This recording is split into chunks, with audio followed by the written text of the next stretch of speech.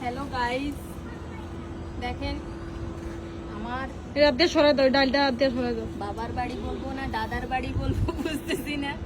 দাদার বাড়ি এখন। বাবার বাড়ি, দাদার বাড়ি, কুকুর বাড়ি, এখন সবার বাড়িতে হচ্ছে আমরা গাছে আমরা ধরেছি অনেকগুলো। আর আমরাগুলো হচ্ছে আমরা এখন ছিঁড়ে খাবো।